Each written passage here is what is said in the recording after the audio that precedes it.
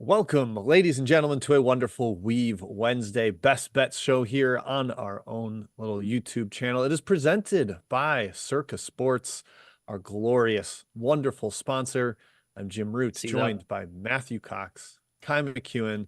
I don't think Kai's wearing his Circa hat, but we'll get him, every once in a while he'll rep that for us. There it is.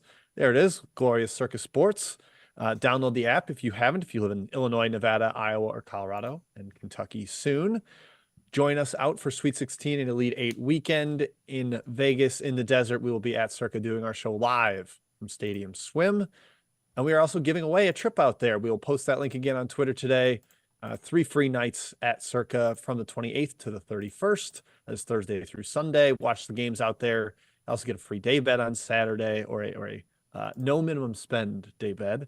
2 free drinks at Legacy Club and limo transportation from the airport. So sign up for that if you have not yet. Hit the like button on this video if you have not yet. All right, Kai, Matt, what'd you see last night? What jumped out to you?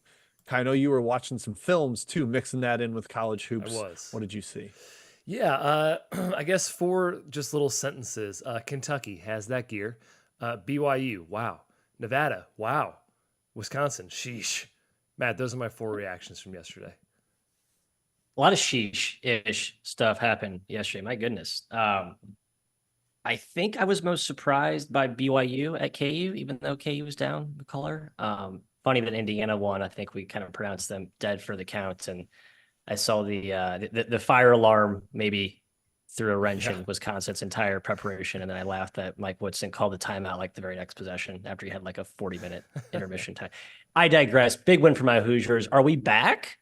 The Hoosiers back? Matt, I need to ask you because Sam Vecini and I both tweeted about this. Mike Woodson saying, I go to bed every night thinking what would happen if we had a healthy XJ. And I go to bed thinking, Jim, I wonder what would happen if Mike Woodson was coaching somewhere else and, we had another head honcho. I think it's totally fair to say you'd be better with Johnson. Better does not equal good. Better does not equul tournament team. Not good enough. Outside the top 100. Not good enough. So you are not a healthy Xavier Johnson away from being a tournament team. It's just not true. Colorado State, Nevada. I'm glad I stayed up for that ending because that was banana land. Jared Lucas, the 91% free throw shooter, misses 3 out of 4 to give Colorado State a chance. And then he chucks in a 55-foot missile from the sideline, a complete crazy ending there. Heartbreaker for Colorado State, who is sliding 8-8 in the Mountain West. 8 losses. I know there's not good. 6 tournament teams there, but I believe they've won 1 road game in the entire conference play. Interesting with scheduling. If the committee's going to talk about your road record, play Loyola Marymount and Northern Colorado on the road like Colorado State did, because now they can say they have 3 road wins and you don't have to get those at a tough team. So I do think that's kind of a clever strategy too that some of the Mountain West teams have done. All right, let's get into tonight, fellas. The big one, the headliner, potentially not quite the SEC title game because there's a Tennessee-Bama game coming up as well. But Tennessee, they're home against Auburn. Laying 7 at Circa, Kai, well above the Ken Pom projection. Jalen Williams, a spot tax, all that stuff factoring into this. Are you still going to ride with the Vols at such a steep price? Yeah, I'm laughing at that spread. I mean, Ken Pom's got a 3. We said on the Action podcast this week that there's no way the spread would be 3. You have to assume Jalen Williams is the difference there, but my gosh, man. 3.5 points. He's very important. That's huge. Jim, you said it. If Tennessee wins, they're probably the SEC champions. Auburn does make it interesting with a win. Both teams handle the ball. Both teams fierce defenses. These are the top 2 defenses in the SEC. Can we pump the brakes on that? They've got to play Alabama still. I believe at Alabama, and they're tied with. That's when your defense goes to die. Tennessee, exactly. Yeah. Okay, fair enough, Jim. Fair enough. Are you an Alabama stan? You seemed offended. No, I want Tennessee to win the league for my wager, but I don't want to get ahead of to put the cart before the horses here. Yeah, fair enough. Fair enough. Yeah, best 2 defenses in the SEC. So who can make the other one more uncomfortable? Obviously, Auburn on the road, we've talked about, not quite as good as Auburn at home. Most teams aren't, but I think it's more stark in some of these SEC teams' cases. Auburn's defense may be a little fortunate this year with shooting splits in conference play, more so than Tennessee. I think Tennessee is the more legit defense here, but Broome is for real, and their wings are big. Auburn's wings are big. Is Baker Mazzara a pretty good matchup for Dalton Connect if there is one? I think he might be. He's rangy, 6'7" wing. Matt, I do think Williams means a lot, so I'm probably staying away. But I think 7 at Circa, man, I start to lean pretty heavily towards Auburn at that price. Yeah, 7's a little too rich. I think Williams is massive for a team that's got some younger guards going into a pretty raucous environment against a team that's been awesome at home. Like, I think Williams is part of this team. The market's betting it up, but Tennessee 9-4 against the spread at home this season. They've been dominant in conference play too. Just the veteran guards, the way they can harass and pressure.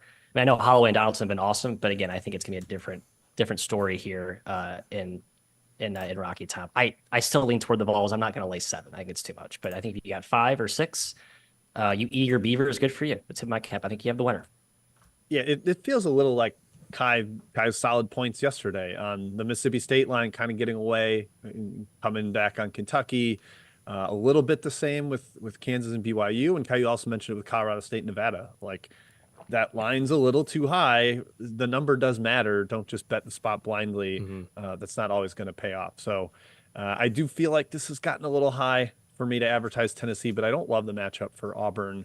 You don't want to run with Tennessee right now, the way they are in transition. The team's really, really solid. Connect is as good as it gets in the open floor. Interesting notes with Auburn's lineup. Trey Donaldson's kind of been buried, Matt, your boy, playing like 10 minutes a game. I did see that. I didn't like that. Aiden Holloway finally had a good game last time out. But my boy, Baker Mazzara, has been crushing it. Per on-off numbers at CBB Analytics, he is by far their most impactful player. 24 points better per 100 possessions when he plays. Kai brought up the matchup note against Connect. I think having him out there, Chaney Johnson, also a potential good defender for Connect. There are guys to throw at him. Enough that I'm not going to back -7. I don't mind an over 152 and a half. I like the over. I think Auburn. Okay, good. I think Auburn learned their lesson to not slow the game down like they did against Kentucky. Like, don't go against what makes you good. So I think we'll see points. I don't know what that means for the spread. So I'm not going to bet it at 7. Definitely like the over. Next up in Big East territory, Hinkle Fieldhouse. Kai, we were just in the wonderful state of Indiana to watch some hoops. We did not go see Butler, though. Shockingly, Butler only 5-9 against the spread at home this year. Have not been a great team at Hinkle, not covering numbers. They are a 1.5-point favorite against the Johnnies, high total 153. Anything you're looking at with this game? Yeah, losers likely out of the tournament picture, at least for the time being, especially Butler with the way their record is getting close to 500. Johnny's destroyed them in game 1. They won by 16. They never trailed. Butler could not stop ball penetration. They also couldn't stop Joe Soriano. Soriano is a man inside. No disrespect to Jalen Thomas or Andre Screen, but Soriano can basically throw them. He is much more physical, much stronger than those guys. I think he has a real advantage. I do respect Hinkle despite the ATS record there. But, Matt, I think the Johnnies are just the much more dynamic offensive team. I think they might have rediscovered their midseason gear last game against Creighton. It should be up and down. Should be a pretty heavy transition game here. I think Davis for Butler is a killer. I don't think Posh is. So we mentioned a little bit, will Posh do too much in his rematch number 2 against St. John's? We'll see who has the ball in their hands at the end of the game. Is it Davis? Good. Or is it Posh Alexander? That's bad. I lean towards the Johnnies. I do too. Sorry, Hinkle. Sorry, Butler Blue. 4. We have 4 or 5. What's the lineage of Butler Blue now? I apologize to the best Bulldog in college basketball mascot. But yeah, Johnny's game here. I think the White Knight reincarnation, rising from the ashes, the phoenix that is Rick Pitino. What we saw that last game, I think, carries over here. As Jekyll and Hyde as that team has been, I think we get back-to-back Jekyll performances from the John Boys tonight on the road as they climb toward their tournament picture. You're right. Butler at home, not as good as I thought, Jim. Good point. That's sort of like, that was my epiphany as I went through this. It was like, they're not as invincible as home as I thought they were. Yeah, and the Posh stuff, he's their worst player in their rotation in terms of on-off. Yes, he is. He makes their offense 10.5 points worse per 100 possessions when he's out there. He's not a great finisher. He's super loose with the ball. Can't really shoot. He every once in a while has that like 4-4 from 3 game. But I don't buy it. I think that's fool's gold. I don't think Butler takes advantage of what St. John's does poorly defensively, which is kind of slide laterally, as Rick Pitino noted so specifically in his post-game presser last weekend or 2 weekends ago. So, yeah, I like the Johnnies. I think it's just a good matchup for them where they're not going to have their weaknesses exposed, and what they are good at plays up against what Butler does. So with them not being a great home team, yeah, I like the Johnnies. I saw it was Pat in the chats. Lock of the day. Dayton locked up yesterday for Pat, so why not ride, fellas? Why not ride with a brilliant mind in the chat there? All right, back to SEC country for a two-pack before we get to Chat Mob, starting with Alabama, the other SEC title contender up there, at Ole Miss, heading to Chris Beard's world. Matthew, Bama, -6 on the road at Circa right now. Have not been the same on the road, like Auburn, just 4-4 against the spread. Just not quite the same level of electricity offensively. Does Chris Beard shut them down in what is an extremely high total game? 166 points. I did take the under small. I just think that out of principle, a team that just gave up 117 points probably put a little extra time and attention to defense this week. Oates talked about that in his post-game presser. That's probably a fool's errand, though. Got a little too cute. However, my best bet, the better bet, is Ole Miss +6. Concerns. I'll lead with my devil's advocate. Has Ole Miss done really anything great the last couple of weeks? Like they really haven't. No, not really. I do feel like tonight's it's just kind of, as I look at their most recent results, I'm like, man, I'm really that confident in this game, but the number's way too high. I mean, Alabama has been very seesawy. I think coming off that disastrous effort, you could see that carrying over into this game. Kind of goes against my under point, but still, I think Ole Miss at home, if you win, you're in type of opportunity. I think here, they shoot a lot of mid-range jump shots. I don't love Ole Miss's shot diet here, but against Bama at home in a pretty free-flowing game where you get some good open looks in those sort of soft areas. Bama takes away your three, they take away the rim. I think there's actually some loose opportunities to make some mid-rangers there. Shots should be falling tonight in Landshark country, so I like Ole Miss +6, +6.5. Yeah, do or die game for Ole Miss. They're circling the drain, as Ed mentioned in the chat. Lost 5 of 6. Bama's offense is frightening. I don't think Ole Miss can stop it. This is Chris Beard's worst defense he's ever had. They've been killed on the glass. They're non-threatening defensively on the perimeter, and Ole Miss likes to run. Man, I think the over is a great play in my opinion. I'm going against Matt's total lean there. Ole Miss can shoot. I don't think they're going to slow it down. Morrell and Murray have both hit over 40% from three this year. We know Alabama's running. We know they're shooting 43s. I'm not sure Ole Miss has the juice to hang around with Bama, Jim. I do lean towards Ole Miss on the spread, but not confident at all from what I've seen in Ole Miss the last week or so. Yeah, I like it for Ole Miss. If Alabama was coming off a win and kind of riding a little high, I would be really in on the Rebels here. But coming off the loss, an embarrassing defensive performance, gave up almost 1.5 points per possession to Kentucky, just got clowned basically. Like everybody that's criticized their defense has like a hilarious data point to point to. It's like you went to Rupp Arena and got absolutely demolished. So maybe that helps the defense, but I don't know. No Latrell Wrightsell probably again here for Bama. That does matter. He's like a 45% 3-point shooter. Probably helps the under a little, but not enough for me to bet it. I do think it helps Ole Miss there, taking him out of the lineup. Bama has to play conventional bigger lineups more, or just slightly less talented perimeter players without Wrightsell out there knocking down triples.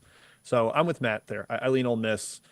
Not one of my best bets. We do have one of those on the outline we'll get to after Chat Mob. Excited about that. But let's move on. Texas A&M, South Carolina. Matthias, you want to talk about Jekyll and Hyde teams here? Oh boy, I think Texas A&M is probably the ultimate example of that this year. All kinds of big wins, all kinds of bad losses. Now they're back home, kind of backs against the wall. I would say they should be out of the field right now, despite some of their really big wins. -5 against South Carolina. The Gamecocks, we know that they are one of the unconventional SEC teams, doesn't love to run. Are you going with your boy Lamont Paris on the road here getting 5 points? I like A&M here, and there's no offense that burns my eyes more than A&M's offense. There's no set plays. There's no movement. It's like a few ball screens, an ISO, a chuck, and then let's get 5 guys up the glass, get the ball, and do it all over again. And that's what it was against Alabama. That's what it's been all year. It's been effective, right? It's why Buzz has been mostly a pretty strong coach, but also like against the number coach. They always get more shots than the other team. That's like his main obsession. The problem is that the shots that get stink, and they don't have guys who can make those shots. And it's maddening after a certain point. However, all that said, in this game, in a low possession game, when getting more possessions than your opponent, I think will have a premium effect in this one. I kind of like that approach, I think. And again, sort of that same narrative as the Ole Miss home, gotta have it type spot. I do like the Aggies here. South Carolina, as Kai talked about, they're not as invincible as we thought they were a month ago. Really good team, but I think they lose tonight. Yeah, enormous game. A&M, they lose tonight. It's going to be really hard, I think, to make the tournament. They've lost 4 straight, including Arkansas and Vanderbilt. it's Yikes Town. Their offense, yeah, you guys mentioned it. They can't shoot. Their shooting's putrid. They are the best offensive rebounding team in the country. They do get to the line, second highest rate in the SEC. South Carolina, though, pretty much built to combat that style. They're a physical team. They're number 2 in defensive rebounding rate in the league. They're number 1 in free throw attempt rate defense in the league. I just don't really think South Carolina gets anything easy on the offensive end themselves. Their offense stagnates for sure. A&M has versatile size to throw at B.J. Mack, who's been South Carolina's kind of most consistent player offensively. I do think the spread might be a touch high at 5.5, Jim, but I do think Texas A&M wins would lean them ever so slightly on covering. Yeah, it's a 3-point premium, real quick. I just saw that, Jim. 3-point premium from market to KenPom. Yikes. Yeah, that's a little too high for me to lay. I don't want to trust A&M. Kind of a throw my hands up, leave this game alone. I trust South Carolina way more just to execute their game plan. They won at Tennessee. They're not like a horrific road team by any means. They played Alabama really tough for 25 minutes before basically rolling over and dying. But I don't want to be involved in an A&M game at this point in the year. Just too erratic, too reliant on effort, I guess. And I think South Carolina can largely match that. You'll be needing free throws down the stretch to cover this game if you lay 5 with A&M, and you'll be maddened when if anyone but Wade Taylor is shooting them, they're probably not. Good luck to you. Yep. So, yeah. All right, let's get to our first chat mob section here. Remember to hit the like button. Remember to show some love to Circa. All right, Matthew, what do you got for us from the mobsters? Pat in the chat asking about North Texas and Tulane, among other games. But let's get this one first. A bunch of questions about the Wave hosting the Mean Green. The Battle of Green forces Mr. McKeon. Short spread for, can we say our Wave? I think we're all wavy boys to degree. And now they're actually a dog. I didn't see this flipped. I like Tulane. Why are they a dog at home? I know North Texas is healthier, but gut says Tulane there. Yeah, unfortunately, most of the time this year I've been on Tulane and I've been against North Texas. And while that's been okay for Tulane, that's been really bad to fade North Texas, especially in the middle part of the year, early part of the year when I was doing it a lot. I agree with you, though. Tulane at home, much more preferable situation here. You do not want to fade North Texas at their place. I think Tulane can win this game. I think they can maybe give North Texas problems with their zone. The problem is the rebounding aspect. I believe in game 1, North Texas absolutely murdered them on the offensive glass. Tulane didn't hit anything. That probably regresses. I do lean towards Tulane ever so slightly. 47-24 on the glass. Yeah, I remember watching it. Now it's coming back to me. I definitely bet Tulane in game 1, and I was just frustrated at that. Matthew, what else you got? Sorry, I was just looking at Tulane. Yeah, man, God, they are really rebuilding. I guess I maybe have Tulane one chat a little bit overvalued. Really had to get that one right. You got Pat. Yep. You're welcome. Really took care of you there. Hey, Big Zanger, Michael Zhang asking about another AAC showdown. Wichita at UAB. Number fell high to me, Jimbo. -8. The Shockers. George, we're breaking down games. +8, Jim, felt too high. Hey, if he's got a hot opinion on this game, I want to hear it. He likes the dog. He likes the dog. You know what? I kind of do too. UAB's been really up and down, and I feel like they play their best against best competition when they feel incentivized and motivated. I think Kennedy does a great job of getting his team up. But Wichita, while they have not been good, clearly near the bottom of the American standings, I think they compete well enough. And they've got the athleticism to play with, athleticism and size, to not get smashed on the glass by Lendeborg. So, yeah, Shockers for me, lean there. Kai, Charlie Henry down in Georgia Southern, sort of playing more inspired ball after a winless non-conference. They're hosting Marshall, who I went to war for last Saturday. Probably could have covered that game, but did not get it done. Short home favorite here. 2 teams that are kind of circling the drain. This is a stay away for me. I didn't have a huge opinion. I leaned ever so slightly to Marshall, but I do not have a lot of conviction behind that. Yeah, nor do I. Jim, Larry. Okay, yeah, I agree with that. Like true, the Thundering Herd and Henry's Alabama inspired pace. I kind of have that same lean as well.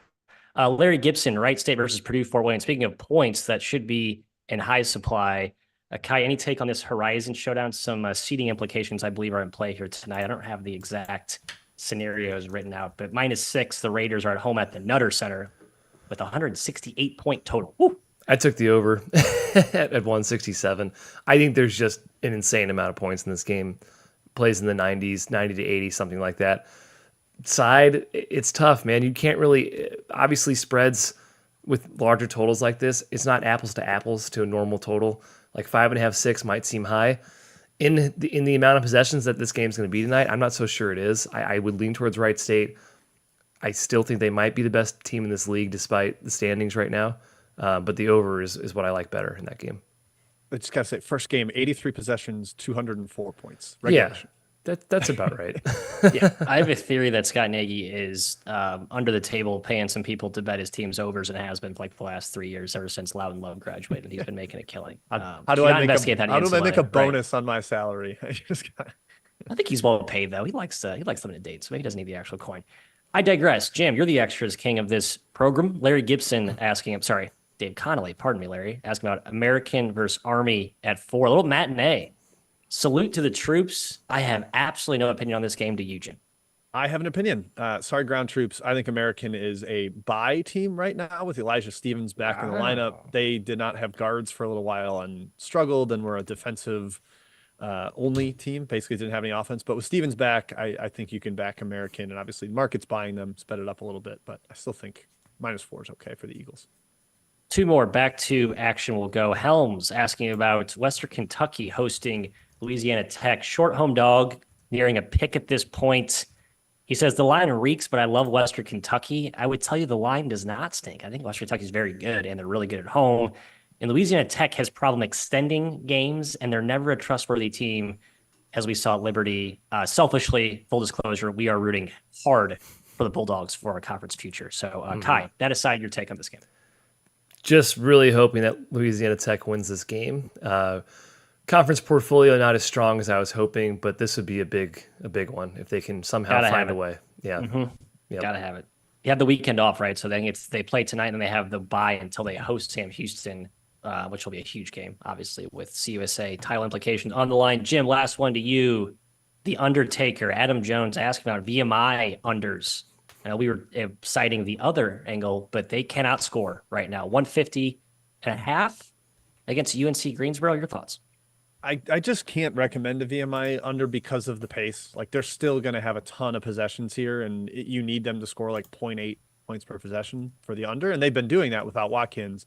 So if you want to go for it, fair, but I can't recommend it just given the fact that they're playing faster than they did most of the year. And it's been kind of up and down zippity doodah. That scares me for unders.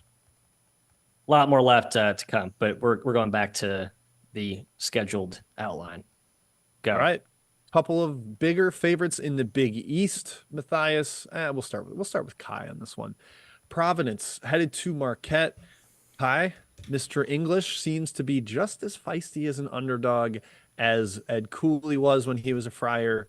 They go on the road. Providence is 2-0 against the spread as double-digit dogs this year. Covered at Creighton, covered at UConn. Of course, they only lost by 9. It wasn't like emphatic stuff, but they're just a cockroach. They hang around. They're not going anywhere. Marquette laying 10.5 in Milwaukee. The Fiserv. What's your take on this game? Yeah, double-digit dog, man. Whew. I like Marquette, but that's a lot of points. You mentioned the cockroach thing. Providence, probably the most cockroach team in the country. They just don't die at the end of games. It's Devin Carter. He's the reason why. He's ridiculous in the second half. He's ridiculous in late game situations. The entire team is scrappy. They do not quit. They have a chip on their shoulder every single game. I think Marquette gets out to a big lead. I think it's the final 10 minutes in this game that matter. I would look for backdoors for Providence here. It's worth noting Marquette did lose to Providence this season, albeit without Mitchell. Providence had Bryce Hopkins. The non-Carter ball handlers for Providence is going to be the key. Can they take care of the ball? Can they handle the pressure that Marquette's going to throw at them? If they cannot, it's a Marquette run-out, Matt. If they can, I think Providence has a real shot at backdooring this and covering. Yeah, just don't fade Providence as a dog. I'm surprised the market bet Marquette up to 11.5 at Circa right now. Wow. Yeah, that's high. Yeah, right? Probably 12. I think I might be 11.5. I'll boy. step where in I'm at. probably and take Providence. Jimbo, any totals take 150? I know Providence probably wants to keep a little more slow-mo, but I just think Marquette plays this game on their terms. That's why I'm not playing it. I'm not playing Providence officially. I just still think Marquette's awesome and playing awesome right now. Yeah, no totals take for me, but Providence plus 11.5 best bet. One of my best bets here. I trust them as a dog. They have been fantastic in that situation all year. Like I said, they hung at Creighton and hung at UConn. I think they can do the same here. My one concern, Matt, like you said, Marquette's playing well. Cam Jones has been a nuclear power plant the last 2 games. like I think 65 or more combined points, shooting like 78% from the field, 60% from three. That's scary. Yeah, making threes. He wasn't making threes earlier. Now he's draining threes. And it's Making just like, all oh, of this his team's great. threes. Yeah, Right. it's insane. Kolek with one more incredible weapon to pass to is terrifying. But I think with Carter to throw at either Kolek or Jones helps take one of those guys away or limit them. He's such a good defender.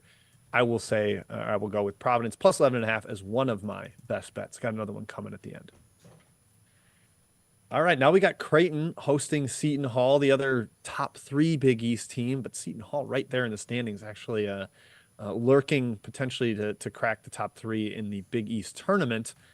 Creighton laying 8.5 here, Matthias, total 144.5. The last game was triple OT insanity. I have some matchup opinions on this game, but I'm curious where you land, Creighton versus Seton Hall. I like Creighton, but again, Seton Hall's a really good dog and not a dog I want to fade. The injury question marks are a little concerning here. I think they're still healthy-ish for the most part. I haven't done my daily Seton Hall illness/injury check. I feel like that's been a landmine, musical chairs all year. But when they've been healthy, they've been really good, right? Richmond and even his supporting cast, but some of those freshmen stepping up as well. I don't know, Kai, kind of a similar narrative to what we just talked about with Providence versus Marquette. Good dog. Team as a favorite. I don't necessarily, well, actually, I trust Creighton less as a favorite than I do Marquette. So, but a shorter price, all things considered. Tough place to win, though, man. Creighton at hosting there at Omaha. I lean to Warhol, but nothing profound. Yeah, really big bounce back opportunity for Creighton. Obviously, after last game against St. John's, they're better at home this season, as most teams are, like we've talked about. Seton Hall, if a win here probably locks their tournament. They are on the bubble technically, but their resume is pretty solid, and they've definitely taken care of business the last 3 games. They are 3rd place technically right now in the Big East. If they beat Creighton here, they're I think a game and a half up on Creighton for 3rd place, which is nuts considering preseason. Game 1, triple overtime. Richmond, Dawes, and Davis, 21 points each. That's a really underrated guard group, and they make some of the toughest shots you will ever see in college basketball. Ryan Kalkbrenner destroyed this team in game 1. 28-9, had 7 blocks, and yet this game went triple overtime and the guards were hitting insane shots. I think Seton Hall has a really hard time scoring inside the arc unless those guys are making those tough shots once again, but that's all they're going to get, Jim. They're only going to get tough shots. I think Creighton's offense is too good to overcome what I think Seton Hall will struggle to do, which is get clean shots, and I think Creighton takes care of business at home. Yeah, Creighton usually turns into a jump shooting game. That's why we call them the jump shooting Jays. That's why they were able to smoke UConn. They were making shots, and I trust them to make shots at home, and that's of course where they are today. Only 6-8 against the spread at home this year are the Jays. Kind of surprised me. I thought they'd be up there with like the Alabamas, Tennessees of the world, like 9-4 or whatever. So not invincible. I think Seton Hall actually has a decent matchup here. Kai, as you mentioned, like you go into a Creighton game, you know exactly what shots you're going to get. You're going to get those floaters, those mid-range pull-ups, and I think Dawes can hit those. I think Richmond can hit those despite his 8 for 32 performance in the first game. He really struggled going at that was that game. Yeah, he was the one getting blocked all the time. Yeah. Like going at I think he knows to pull up this game or shoot the floater, try to get it over the top. Seton Hall also had some success with Bediako going inside a little bit, finishing there. Dawes hit shots, like you said. Davis was 10 of 12 from the field. Who on Creighton can match up with him? Like a bigger athletic wing, like maybe Shireman, but I think his big game exposed Creighton's weaknesses there. I think Seton Hall hangs around. I like the Big East dog again. Not a best bet like Providence, but I think they hang around. All right, now Big 12 country. Keep calling these conferences countries. I'm sorry, folks. I'll try to get I better do too. verbal Regions. check. Yeah, Yeah. no, I say the same thing. Into the Big 12. Yes. Iowa State, Hilton Coliseum. They are hosting Oklahoma. Matthew, Iowa State almost got a tough win in Norman the first matchup here. I think this one could be a runaway for the Clones back home. Oklahoma has not been playing all that well lately. The Clones laying 9 in front of Hilton Magic. Are you going to ride with them in Ames? No, I'm not going to fade Porter Moser here. I know their team is starting to not fade, but show signs of cracking. I think playing more to the talent that we saw on paper preseason after a pretty awesome non-con start. They had a good start to conference play too. I think they were 3rd in the league at one point. But this year, 3-3 as a dog on the road is Porter, and as a dog outright, he's only 4-5. So like this team hasn't been like ultra feisty as an underdog. I know it's kind of a small sample. I don't want to rush to conclusions there, but I know that Iowa State at home has been an absolute juggernaut. So I'm not trying to get away with that steam. Gut told me this is a similar take to the Seton Hall at Creighton, sort of to the Providence at Marquette. It's a anecdotally a feisty type of underdog that I think you're in a pretty good price to back. But in this one, the dance partner with Iowa State, Kai, not a team I'm going to fade at home. I think the spread's crazy high. It is high, I know. They're 13-3 against the spread at home. They're 16-0 straight up at home. Clearly, a really tough team to fade when they're in Hilton. They've only won 3 Big 12 games by double digits, though. It was Oklahoma State, it was K-State, and it was TCU. It's not like they're blowing teams out regularly. Iowa State, especially elite teams like OU. OU did win game 1. It was close. OU pulled out late. Poor shooting for the Clones for sure. I still think this game's a touch high, the spread. OU really handled their pressure in game 1 really well. They have solid guards. I think Moser's a great coach. I think he'll have a good game plan for this one. I think Oklahoma can keep Iowa State at bay on the boards. 9.5, man, that's a big spread, man. I think you're really paying a premium if you want to take Iowa State here. So, of course, be wary fading the Clones at Hilton, but I lean towards OU. Yeah, that is somewhat high. I mean, Iowa State, they can get going with like the turnover, the pressure, the crowd, the momentum. Oh, Gilbert and Lipsy just had 3 straight steals that led to layups. Mm-hmm. The other team gets a little bit cracked under that pressure, but perhaps Oklahoma's too well coached for that. McCollum has been very good on the ball this year. Uzan also another option there. No Hughley. It scares me a little bit for pounding in the paint. Iowa State could potentially have a little more of a glass advantage in that sense. But these guys talked me out of it. As much as I value Iowa State at home, I won't advise laying or needing to win by double digits against a Porter Moser team. That does sound scary. Last up on the outline, Kai, you were just in College Park, so you know exactly what this environment's going to be like with Northwestern coming to town, although I don't know if the midweek Northwestern game is going to be quite the same draw as Illinois on the weekend. I was surprised this got bet up 3.5 to 5.5 when I looked before the show. I can double check that if that's what it's still at Circa. Maryland just 6-9 against the spread at home this year. Feels a tad inflated despite Northwestern's injuries with no Ty Berry.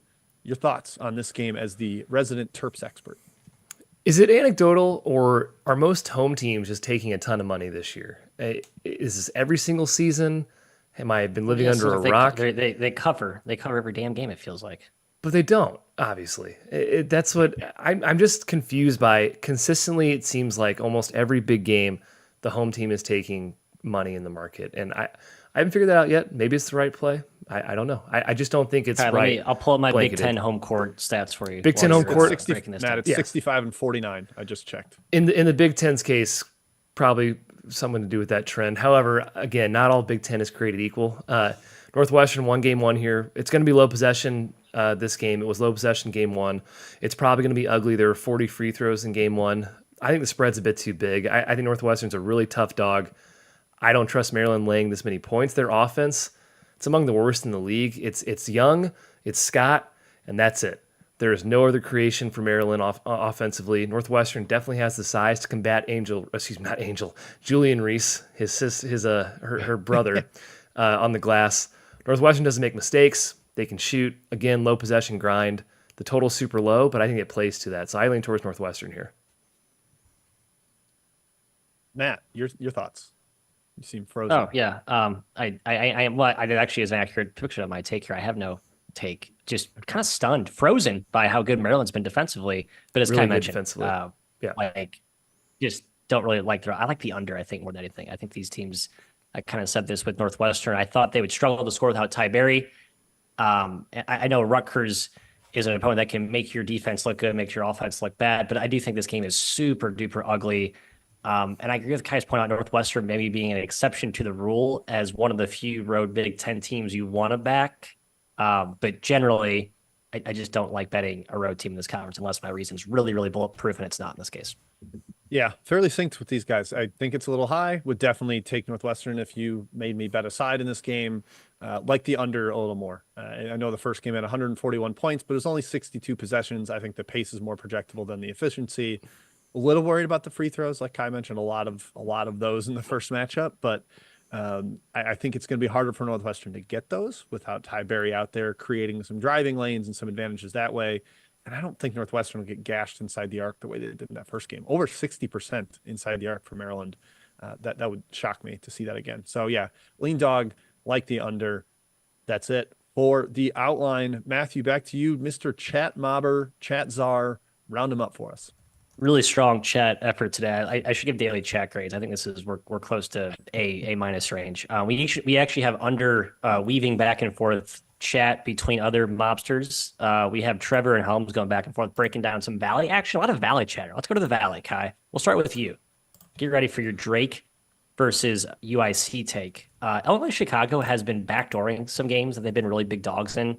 They're not very good. They're playing on Thursday in Arch Madness. We know that. Sorry, Cool Hand Luke. We thought you were awesome. We just haven't quite got enough talent. Any take on this one, Kai? The Drizzy Drakes against the Flames.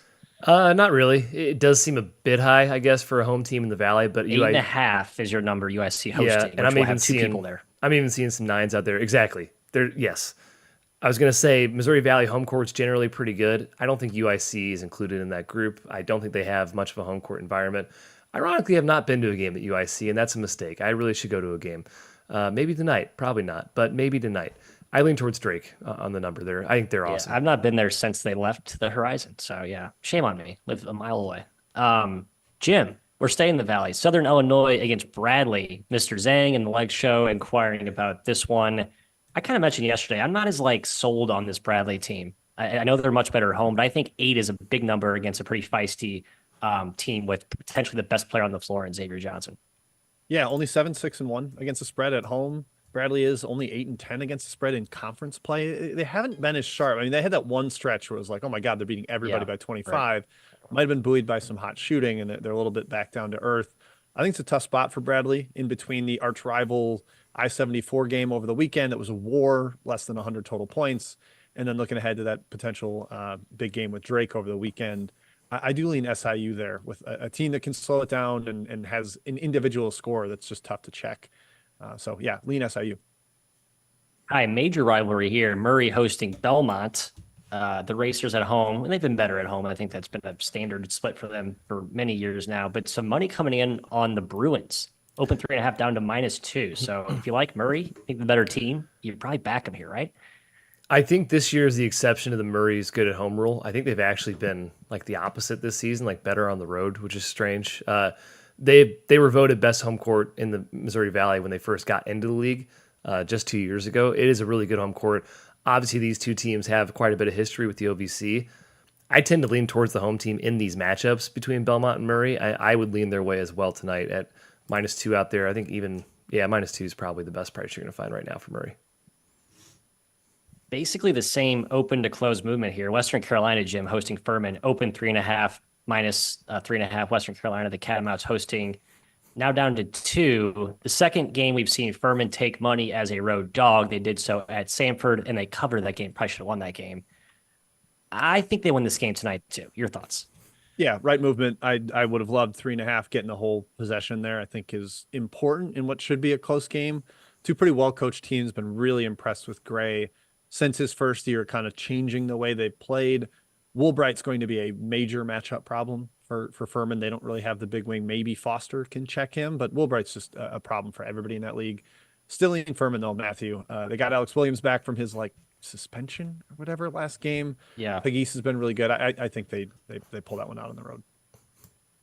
Hi, we stay in SoCon. Samford is traveling to Wofford. The Buckies have not been as dominant away from home, but they've still been very good, basically, wherever they play, no matter what. They are deep.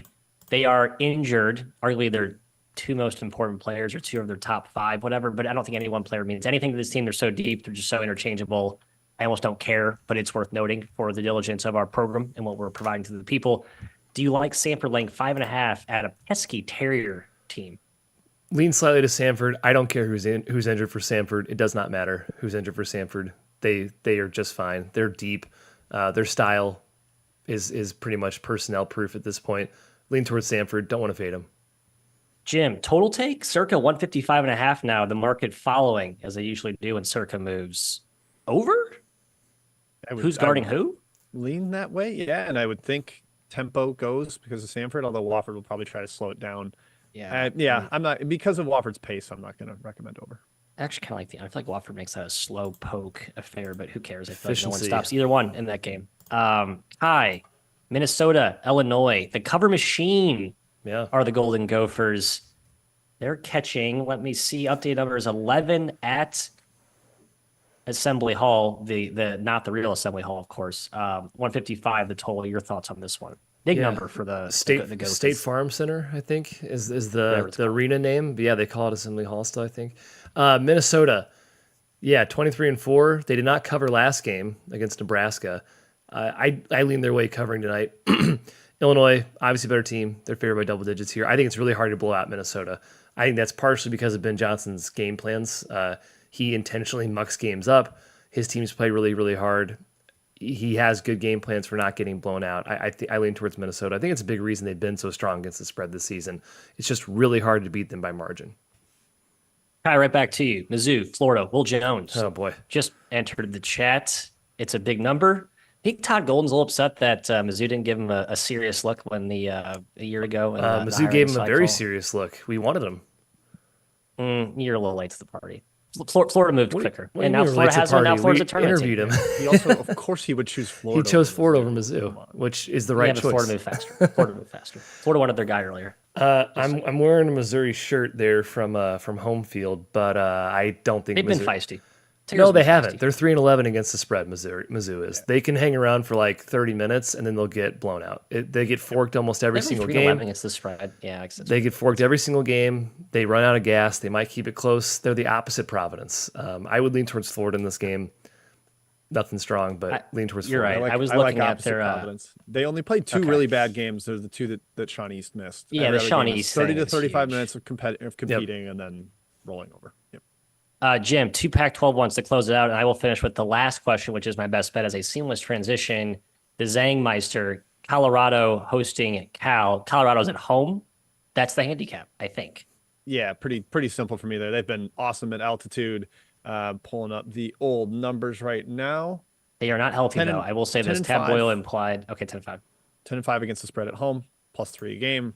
I'm fairly comfortable backing them. I think Cal has a lot of guys that have not played at much altitude since it's a whole brand new group. I mean, Jalen Cohn, I guess, played there at Northern Arizona. But I guess Tyson and AMAC have played at altitude. Utah Valley, Texas Tech. Yeah, all right, fair. I retract that statement. But I still think Colorado is just more talented and has the NCAA tournament picture in their sights. They need to win big and they need style points. Just a warning. Boyle did not know if Cody Williams would play this game. I think he was playing injured last game, was not 100%. I think it's the healthiest they've been all year, but they're still not healthy. They basically don't practice. That's what he explicitly said in his coach's show. So I like Colorado. I would tread lightly, though. Jim, right back to you. Oregon State at Oregon. Civil War. The Beavers profile is a feisty dog, I think, but I don't know if I want to take it under. I think Kai's got the right take there. Yeah. Under makes some sense to me there. I kind of had it in my head that Oregon State wasn't good on the road, but 5-4 against the spread. So they've been a little more competitive than I thought. I think they can keep it close, junk it up with a bunch of zones and stuff and maybe confuse the younger, Shellstad and the Kwame Evans, the younger team that Oregon has potentially to get destroyed on the glass by Dante inside. But I think if I had to bet it, I would go with the Dog Ducks the Dog Beavers. Last question, and then my best bet to recap or to kick off the best bets from Mr. Helms. LaSalle +8? Yes. I will be exploring. Wait, are we in the best bet section? You're confusing me. I think it's time for best bets. Why would it not be? I'm going by the usual approach of this show. Your language confused me. Are you doing one more chat question or are you starting best bets now? The last chat, if you listen, the last chat question is about LaSalle, which is also my best bet. I don't think you didn't say also, so I was confused. Excuse me, pardon me. Well, let's see what the chat can let I get that one. Helm's great question. It's a tight read. It's the right read. Get your kaleidoscopes out, your telescopes out, whatever. I am exploring with LaSalle +8. Got bet down from 9 to 8. I still think it's too high. They've been awesome. Won 3 in a row. Dunphy did this last year. We went like this mini tear to close out this season. They figured out his rotations. Those guards are actually really good. I'm surprised they haven't been better most of the year, to be honest. I think maybe they're starting to figure it out. And Duquesne as a favorite, like I love Keith Damrot, but not as a favorite. The team is built on defense. They're not good at blowing teams out at all. So I think +8 is a keep it simple.